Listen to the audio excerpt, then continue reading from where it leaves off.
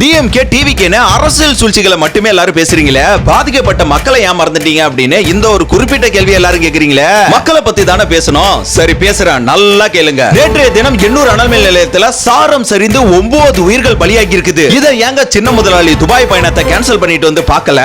Oscar நாயகன் Anbil Mahesh perform பண்ண ஏங்க இங்க வரல? சினிமா பிரபலங்கள் ஏன் இரங்கலை தெரிவிக்கல? பரபரப்பு சூழல் ஏன் ஏற்படல? முதலமைச்சர் உடனே இல்ல, இப்ப வரைக்கும் போய் அவங்கள பார்க்கவே இல்ல. நியூஸை டிபேட் பண்ண 10 லட்சம் தரேன்னு அறிக்கையை விடுறாரு. அப்ப இந்த 9 உயிருக்கு மதிப்பு இல்லையாங்க?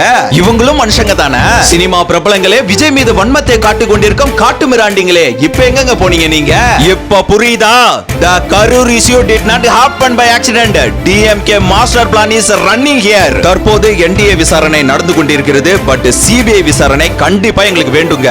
மக்களோட வலியை புரிஞ்சிக்காம நாங்க இல்ல, தளபதி விஜய் அவர்கள் அவங்கள போய் சந்திச்ச பிறகுதான் அரசியல் அடுத்த ஸ்டெப்பே எடுப்பாரு. சோ தர்மத்தின் வாழ்வுதனை சூது கவ்வும், கடைசியில் தர்மமே வெல்லும், தர்மமே வெல்லும் அப்படின்ற வாசகத்தை மறக்காம கமெண்ட்ல சொல்லுங்க. ஆனா ஒண்ணு மட்டும் உறுதிங்க, தர்மம் தாங்க ஜெயிக்கும், நியாயம் தாங்க ஜெயிக்கும். ஆனா கொஞ்சம் லேட்டா ஜெயிக்கும்.